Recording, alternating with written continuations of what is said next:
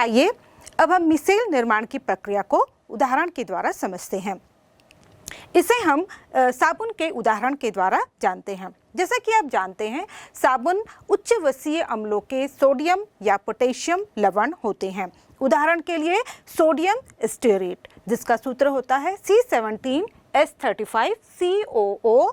जिसे हम negative charge में लेते हैं आयन के रूप में, तथा Na+। यहाँ पर हम देखें, ये साबुन जो है एक प्रबल विद्युत अपघट्ट की भांति होता है और इन्हें सामान्य सूत्र के रूप में यदि हम लिखें तो हम RCOO- Na+ के रूप में लिख सकते हैं। जब हम इसे जल में डालते हैं तो जल में डालने पर ये चूंकि प्रबल विद्युत अपघट्य है, अतः यह अपने आयनों में टूट जाता है। तो एक और हमें RCOO- नेगेटिव आयन यानी कि स्टीयरेट आयन प्राप्त होता है और दूसरी तरफ हमें सोडियम आयन प्राप्त होते हैं। अब ये जो स्टीयरेट आयन है, वास्तव में मिसेल निर्माण का जो काम है वह इन्हीं स्टीयरेट आयनों के द्वारा किया जाता है। स्टीयरेट आयनों को हम देखें तो ये भी दो भागों से मिलकर बने हुए हैं। एक आप देख रहे हैं, इनमें लंबी हाइड्रोकार्बन की श्रृंखला होती है और आप जानते हैं हाइड्रोकार्बन अध्रुवीय प्रकृति के होते हैं, यानी कि ये जो लंबी श्रृंखला है यह भी अध्रुवीय नॉन पोलर होती है और ये चूंकि अध्रुवीय होने की वजह से ये जल विरोधी या जल विरागी प्रकृति की होती है।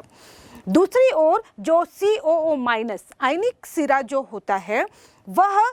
ध्रुवीय आयनिक शीर्ष इसे कहा जाता है। जो हाइड्रोकार्बन श्रृंखला है इसे हम टेल कहते हैं और जो आयनिक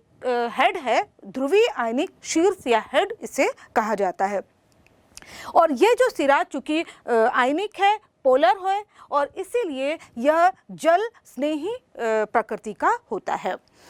अब ये साबुन जब इसे हम जल में डालते हैं और इसकी सांद्रता जब CMC कंसंट्रेशन से कम होती है, तब यह जल में एक प्रबल विद्युत अपघट्ट की भांति व्यवहार करता है और इस स्थिति में चूंकि ये पृष्ठीय रूप में उपस्थित होते हैं, तो आप देखिए जैसे यहाँ पर आप देख रहे हैं एक साबुन का घोल दिखाई दे रहा है और इसके जो पृष्ठ में हम देखें तो यहाँ पर जो नेगेटिव चार्ज यानी कि आयनिक सिरा जो है वह जल रागी है, जल स्नेही है, तो यह जल में डूबा हुआ रहता है, जबकि जो हाइड्रोकार्बन वाला सिरा है वह जल से दूर होता है, जल से दूर स्थित होता है। इस तरह से अब जैसे जैसे इसमें साबुन की कंसंट्रेशन बढ़ती जाती है, सांद्रता बढ़ती है और जो कंसंट्रेशन है CMC के ऊपर आ जाती है, वैसे में ये जो पृष्ठ में उपस्थित आयन्स हैं ये बल्क में अंदर की तरफ खिंच जाते हैं और एक गोले के रूप में, एक पुंज के रूप में ये संकलित हो जाते हैं। और इस स्थिति में जब ये इस तरह से संकलित होते हैं तो इनका जो हाइड्रोकार्बन वाला सिरा आप देख रहे हैं ये अंदर की तरफ होता है, टेल वाला सिरा जो अंदर की तरफ होता है, जबकि नेगेटिव चार्ज वाला जो हेड है वह बाहर की तरफ इस तरह अरेंज हो जाता है। यदि हम इसकी 3D संरचना देखें तो आप देखेंगे कि पूरा जो मिसल है वो उसमें आपको बाहर गोले की तरह नेगेटिव चार्ज वाले पार्ट दिखाई देंगे और जो टेल वाला हिस्सा है वह भीतर की ओर स्थित होता है। और इस तरह से जो ये मिसल का निर्माण होता है उसमें लगभग कम से कम 100 अणु एक साथ मिलकर संकलित होते हैं और पुंज का निर्माण करते हैं और इसलिए इसे हम आयनिक मिसल कहते हैं। तो इस तरह से, और यहाँ पर जो मिसल निर्माण की प्रक्रिया है या इसमें कितने अणु भाग लेंगे, या फिर हम कहें कि जो CMC की मात्रा होती है इसमें डिस्पर्स फेज यानी कि DP या डिस्पर्सन मीडियम DM पर निर्भर करती है। यदि यहाँ पर जो डिस्पर्स फेज है ये बृहद अणु है, बड़े साइज के होंगे, यानी कि इनकी लंबी लंबी कार्बन श्रृंखला वाले जैसे कि प्रोटीन अणु हुए, एंजाइम्स हुए, यदि ये होते हैं तो चूंकि ये मिलकर यदि जितनी लंबी कार्बन श्रृंखला वाली होगी उतनी कम सांद्रता, मिसल बनाने के लिए हमें उतनी कम सांद्रता की आवश्यकता होगी। तो उनके लिए जो बृहद अणु वाले होते हैं उनके लिए CMC जो कंसंट्रेशन होता है उसका मान कम होता है। जबकि यदि हमारे पास जो अणु हैं वो छोटे आकार के होंगे तो CMC कंसंट्रेशन प्राप्त करने के लिए, उतनी सीमा तक पहुंचने के लिए हमें बहुत सारे अणुओं की आवश्यकता होती है। तो छोटे साइज का यदि डिस्पर्स फेज होगा तो उसके लिए CMC का मान अधिक होता है, और यदि डिस्पर्स फेज बड़े साइज का होता है तो CMC का मान कम होता है। अब इसके बाद हम देखते हैं इसी का एक और उदाहरण है जो अपमार्जक है ना। जैसे कि एक उदाहरण हम ले लेते हैं सोडियम लॉरेल सल्फेट, जिसका सूत्र हम लिखेंगे CH3 CH2 whole 11 SO4 minus Na+। तो यहाँ पर भी आप देख रहे हैं जो हाइड्रोकार्बन वाला सिरा है वो नॉन पोलर होगा। ये आपके मिसाइल के बनाते समय ये टेल का निर्माण करेगा, जबकि जो सल्फेट वाला आयनिक सिरा है वो हेड का निर्माण करेगा। और इस तरह से ये भी इसमें भी एक जल विरोधी पार्ट होगा और एक जल स्नेही भाग होगा, तथा यह भी मिसाइल के द्वारा निर्माण करने की प्रक्रिया में भाग लेते हैं। आइए अब देखते हैं कि इन मिसल के द्वारा या साबुन के द्वारा प्रक्षालन प्रक्रिया किस प्रकार से की जाती है। तो जैसा कि हमने जाना कि ये जो मिसल तैयार होते हैं उनमें जो केंद्रीय भाग होता है, जो हाइड्रोकार्बन का जो केंद्रीय क्रोड होता है, क्रोड बनाता है जो, वो द्रव विरोधी है और ये अध्रुवी प्रकृति का है। और हम जानते हैं कि जो भी गंदगी या तेल होते हैं वो भी अध्रुवी होते हैं, वसी है पदार्थ है इसलिए वो भी अध्रुवी होते हैं। और हम ये भी जानते हैं कि जिस तरह से लाइक डिजॉल्व्स लाइक, यानी कि जो समान समान में घुलता है, तो इस तरह से ये जो हाइड्रोकार्बन का जो केंद्रीय क्रोड होता है वह तेल को चारों ओर से, जो गंदगी हो या मैल होती है उसको चारों ओर से घेर लेता है और उसको अंदर ट्रैप कर लेता है। और इस तरह से सफाई करने की जो प्रक्रिया है वो इस आधार पर या इस पर आधारित है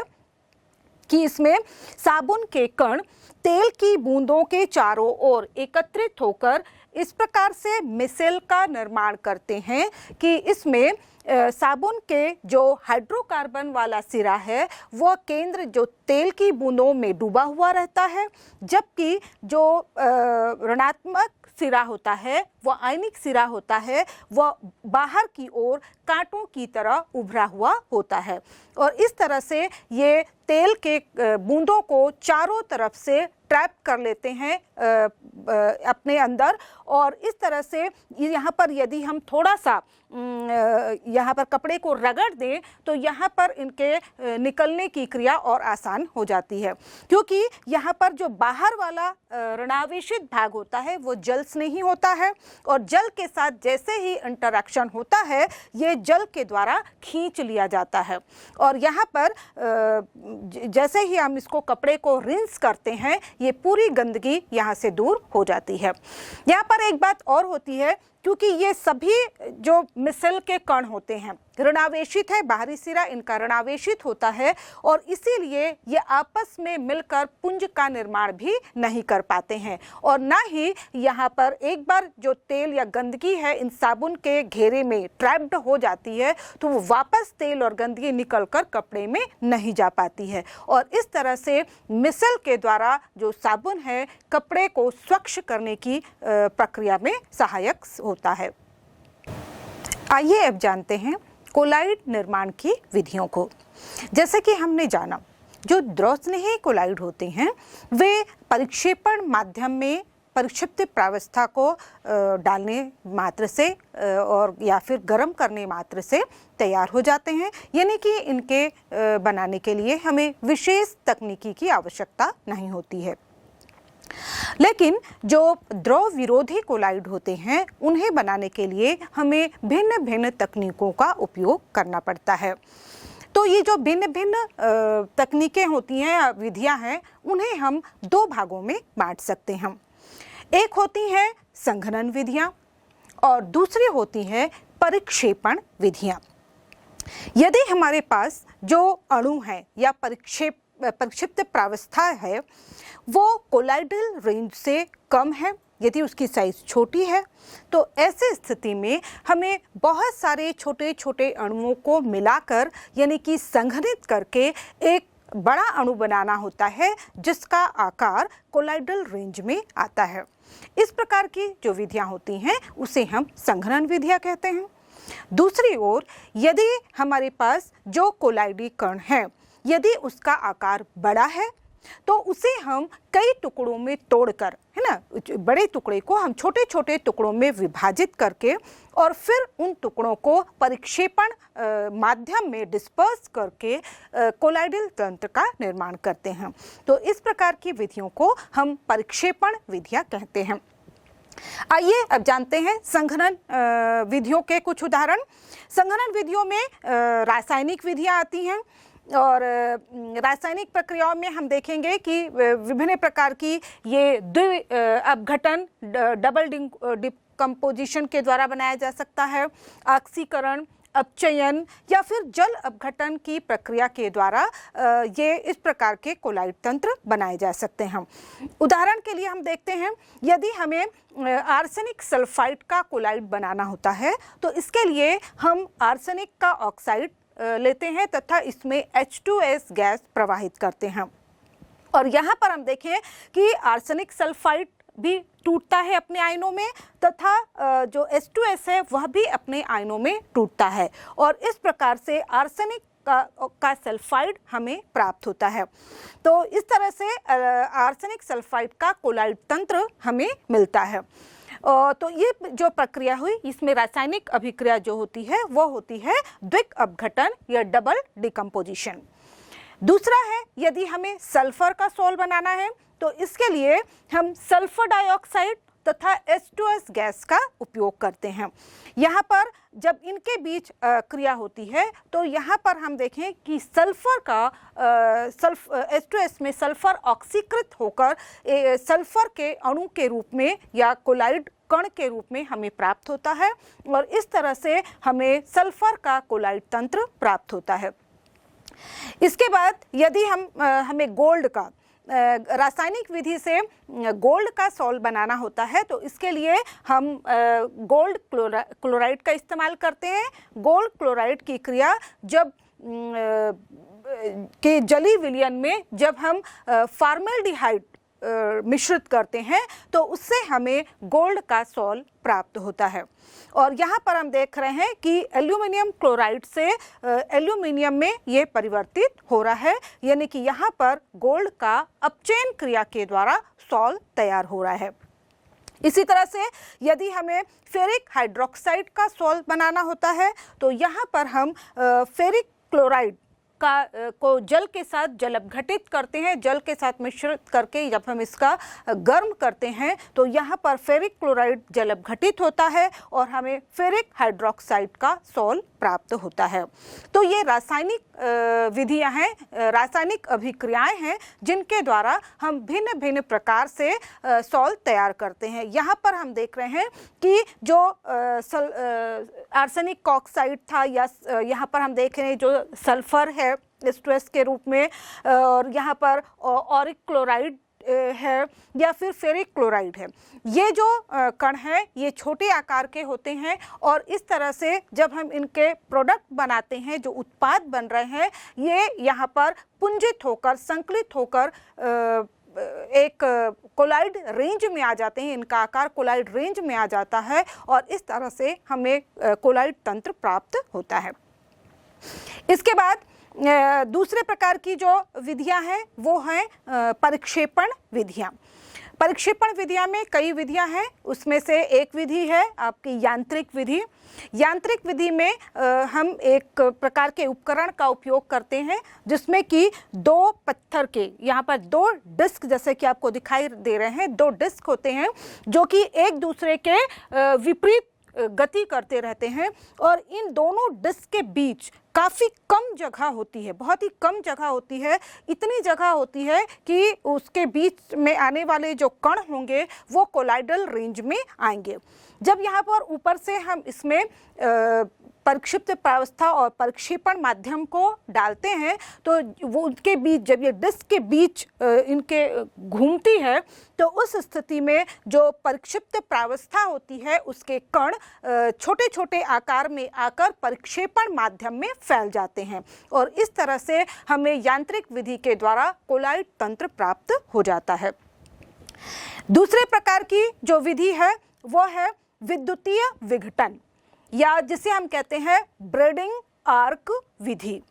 यह भी एक बहुत ही महत्वपूर्ण विधि है और इस विधि के द्वारा प्रायः जो बहुमूल्य धातुएं होती हैं, सिल्वर, गोल्ड या प्लैटिनम, इनके सॉल तैयार किए जाते हैं। इसके लिए जैसा कि आपको यहाँ पर उपकरण में दिखाई दे रहा है, इसमें बीच में एक पात्र है जिसमें कि परिक्षेपण माध्यम, ये जो कि प्रायः जल होता है, ले लिया जाता है तथा उसमें 2 इलेक्ट्रोड लगा दिए गए हैं तथा इस जो पात्र है उसे बाहर एक आइस बॉथ में रख दिया जाता है और उसके बाद इन इलेक्ट्रोड के माध्यम से यहाँ पर जो इलेक्ट्रोड है उसके बीच में जिस भी धातु का कोलॉइड तैयार करना होता है उसे इन दोनों इलेक्ट्रोड के बीच में, टिप में के बीच रखा जाता है और यहाँ पर विद्युत आर्क यहाँ पर पैदा की जाती है और विद्युत आर्क की वजह से इतनी ऊष्मा निकलती है कि ये जो धातु है वह सीधे वाष्प में परिवर्तित हो जाती है। वाष्प में परिवर्तित होकर ये परिक्षेपण माध्यम में फैलती है और फैलने के बाद फिर पुनः ये आपस में संघनित होते हुए कोलाइडल रेंज या कोलाइड आकार में आकार प्राप्त कर लेती है और इस तरह से यहाँ पर परिक्षेपण जो परिक्षिप्त प्रावस्था होती है, पहले उसका वाष्पन होता है और उसके बाद फिर उसका संघनन होता है और यहाँ पर इस तरह से यहाँ पर कोलाइडल तंत्र हमें प्राप्त हो जाता है। इसके बाद हम देखें जो अगली विधि है वह है पेप्टन या पेप्टाइजेशन। पेप्टाइजेशन जो है वह हम कहेंगे कि अवक्षेपण का उल्टा होती है ना, जिसमें स्कंदन का विपरीत क्रिया पेप्टाइजेशन कहलाती है, जिसमें कि जो अवक्षेपण क्रिया होती है उसमें हम विलयन से अवक्षेप प्राप्त करते हैं, जबकि पेप्टन या पेप्टाइजेशन क्रिया में हम अवक्षेप को पुनः कोलाइड तंत्र में परिवर्तित करते हैं। तो यदि हम परिभाषित करें तो जो पेप्टन या पेप्टाइजेशन यहाँ पर किसी अवक्षेप को विद्युत अपघट्ट की थोड़ी मात्रा मिलाकर उसे तथा परिक्षेपण माध्यम में हिलाकर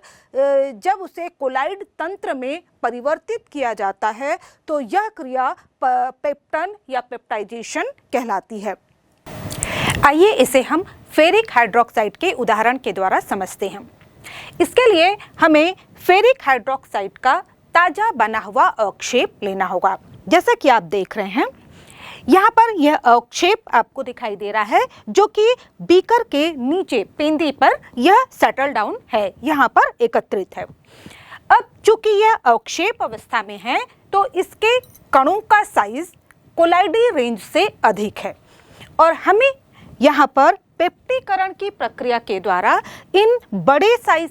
के जो कण हैं उनको कोलाइडल रेंज में लाना है, जिससे कि ये छोटे छोटे कण इस पूरे माध्यम में फैल जाएंगे और हमें फेरिक हाइड्रोक्साइड का कोलाइडल सॉल प्राप्त हो जाएगा। इसके लिए हमें एक विद्युत अपघट्ट यहाँ पर डालना होगा। विद्युत अपघट्ट में एक आयन वैसा ही होगा जैसा कि हमारे अवक्षेप में उपस्थित है, तो इसके लिए हम फेरिक क्लोराइड विद्युत अपघट्ट का उपयोग करेंगे। फेरिक क्लोराइड विद्युत अपघट्ट जो यहाँ पर डाला जा रहा है, इस प्रकार का जो विद्युत अपघट्ट डाला जाता है उसे हम पेप्टाइजिंग एजेंट या पेप्टीकरण अभिकर्मक कहते हैं। जैसे ही हम इसमें फेरिक क्लोराइड विद्युत अपघट्ट डालेंगे, यहाँ पर जो अवक्षेप के कण हैं वो फेरिक क्लोराइड के Fe3+ आयनों को अपनी सतह पर अवशोषित कर लेंगे और जैसे ही सतह पर फेरिक आयन अवशोषित होंगे, चूंकि यहाँ पर धन आवेश होगा और धन आवेशों में आपस में रिपल्सन प्रतिकर्षण होगा, जिससे ये आपस में एक दूसरे से दूर जाएंगे और इस तरह से जो अवक्षेप होगा, जो उसका बड़ा कण होगा, वो छोटे छोटे कणों के रूप में पूरे माध्यम में बिखर जाएगा और इस तरह से हमें फेरिक हाइड्रोक्साइड के अवक्षेप के द्वारा फेरिक हाइड्रोक्साइड का कोलाइडोसोल प्राप्त होगा। तो इस तरह हम देखते हैं कि यह प्रक्रिया अवक्षेपण के बिल्कुल विपरीत है। यहाँ पर हम एक अवक्षेप को छोटे छोटे टुकड़ों में बांटकर उसे कोलाइडल सोल के रूप में प्राप्त करते हैं। आइए अब हम कोलाइडी विलयनों के शुद्धिकरण की विधियों को जानें। जब कोलाइडी विलयन बनाया जाता है तो उसमें विद्युत अपघट्यों की कुछ मात्रा रह जाती है या फिर अन्य विलेय अशुद्धियाँ उसमें रह जाती हैं। वैसे तो विद्युत अपघट्य की थोड़ी मात्रा कोलाइडी विलयनों के स्थायित्व के लिए आवश्यक होती है, लेकिन यदि इनकी मात्रा एक निश्चित सीमा से ज़्यादा हो जाती है तो ये कोलाइडी विलयनों को स्कंदित कर देते हैं, अवक्षेपित कर देते हैं। अतः जो कोलाइडी तंत्र है उसमें इन अशुद्धियों को, इन विलेय अशुद्धियों को एक निश्चित सीमा तक इनका कम करना आवश्यक हो जाता है और इस तरह से हम कोलाइडी तंत्र में उपस्थित विलेय अशुद्धियों को एक निश्चित सीमा तक कम करने की जो प्रक्रिया है उसे हम कोलाइडी विलयनों का शोधन कहते हैं। इसके लिए कई विधियों का उपयोग किया जाता है, जैसे कि एक विधि है अपोहन या डायलिसिस। अपोहन भी एक प्रकार का फिल्ट्रेशन ही है, जिसमें कि हम इसमें से जो घुले हुए विद्युत अपघट्य हैं उनको फिल्टर करके दूर करते हैं। लेकिन यहाँ पर जो फिल्टर प्रक्रिया, फिल्ट्रेशन के लिए जो उपयोग में लाई जाती है वह अलग प्रकार की होती है। इसके लिए जो हम एक उपयुक्त थैली उपयोग करते हैं और इसीलिए उपयुक्त थैली के द्वारा जब हम विद्युत अपघट्य के मात्रा को या फिल्टर करते हैं तो उस प्रक्रिया को हम अपोहन कहते हैं। इसके लिए हम या तो जानतो झिल्ली का उपयोग करते हैं या फिर चर्म पत्र या जिसे हम पर्चमेंट पेपर कहते हैं। पर्चमेंट पेपर जो बकरी या भेड़ होते हैं उनके स्किन को विशेष तकनीक के द्वारा इसको बनाया जाता है, या फिर सेल्यूलोज से बने हुए सेलोफेन का उपयोग किया जाता है। तो इसमें फिल्ट्रेशन के लिए आप देखेंगे जैसा कि यहाँ पर आपको दिखाई दे रहा है, जिस कोलाइड तंत्र को हमें शुद्ध करना होता है उसे हम इस चर्मपत्र से बने हुए एक थैले में भर लेते हैं और उसे एक पात्र के ऊपर लटका दिया जाता है। इस पात्र में लगातार जल की धारा बहती रहती है, एक तरफ से जल की धारा आती है, दूसरी तरफ से ये निकलती चली जाती है। अब ये जो चर्म पत्र, ये जो थैली है, उसमें से केवल विद्युत अपघट्य के कण ही निकलकर विसरित होकर बाहर आ पाते हैं। यहाँ पर जो कोलाइडी कण है, चूंकि वो उनका साइज बड़ा होता है, वो इसमें से निकलकर बाहर नहीं आते हैं। तो इस तरह से धीरे धीरे सारे जो विद्युत अपघट्य घुल या जो विलेय अशुद्धियाँ होती हैं वह निकलकर बाहर आ जाती हैं और हमारा कोलाइडी तंत्र शुद्ध हो जाता है। तो इस तरह से अपोहन विधि के द्वारा हम अपने कोलाइडी तंत्र को शुद्ध कर लेते हैं। यह विधि बहुत अच्छी है, लेकिन यह बहुत धीमी गति से होती है। तो इस प्रक्रिया को तेजी गति से करने के लिए इसी अपोहन में थोड़ा सा मॉडिफिकेशन किया जाता है और उस प्रक्रिया को हम कहते हैं, उस प्रक्रम को हम कहते हैं विद्युत अपोहन, जिसमें कि एपरेटस हमारा वही होता है लगभग, लेकिन केवल इसमें विद्युतीय क्षेत्र लगा दिया जाता है। 2 इलेक्ट्रोड लगा दिए जाते हैं, एक तरफ धन इलेक्ट्रोड और दूसरी तरफ ऋण इलेक्ट्रोड लगा दिया जाता है। और चूंकि जो विलेय अशुद्धियाँ होती हैं, जो विद्युत अपघट्य होते हैं, उनमें आवेश होता है, तो ये निकलकर इस थैले में से विसरित होते हैं और तेजी से विपरीत आवेश वाले इलेक्ट्रोड की तरफ चले जाते हैं और हमारा जो कोलाइडी तंत्र है वह धीरे धीरे शुद्ध हो जाता है। तो इस तरह से ये अपोहन विधि के तुलना में तेज गति से होने वाला प्रक्रम है और इसके द्वारा कोलाइडी तंत्रों को शुद्ध किया जाता है। इसके बाद एक तीसरी विधि है अति सूक्ष्म छनन या अल्ट्रा फिल्ट्रेशन।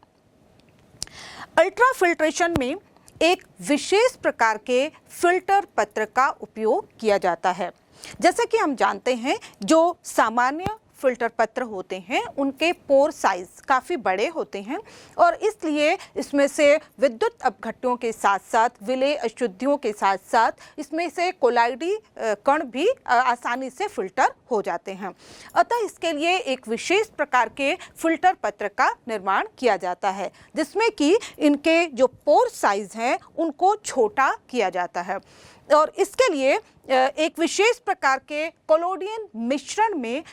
इनको डुबाया जाता है और ये जो कोलोडियन मिश्रण होता है वह अल्कोहल और ईथर का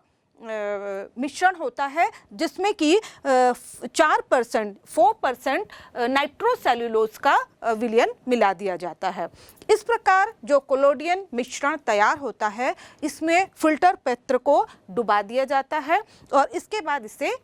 निकालते हैं और इसके बाद इसे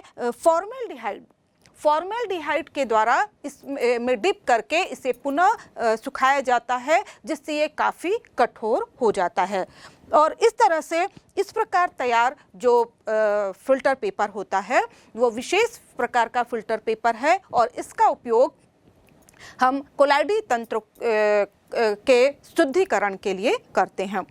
और इस प्रकार ये भी जो अति सूक्ष्म छनन की प्रक्रिया है वो भी काफ़ी धीमी गति से होती है और इसकी भी गति को बढ़ाने के लिए प्रायः जो सक्शन पंप होते हैं उसमें ताकि जो सक्शन की क्रिया है तेज़ी से हो पाए और इसलिए विशेष प्रकार के सक्शन पंप का इस्तेमाल यहाँ पर किया जाता है। इसके अलावा जो जब फिल्ट्रेशन के बाद फिल्टर पेपर पर जो कोलाइडी तंत्र या कोलाइडी कण प्राप्त होते हैं फिर उन्हें शुद्ध प्रक्षेपण माध्यम में हिलाकर या उनके साथ मिक्स करके पूरी तरह से शुद्ध कोलाइडी विलयन को प्राप्त कर लिया जाता है। तो इन 3 विधियों के द्वारा हम अपने कोलाइडी तंत्र में उपस्थित विलेय अशुद्धियों को दूर कर लेते हैं।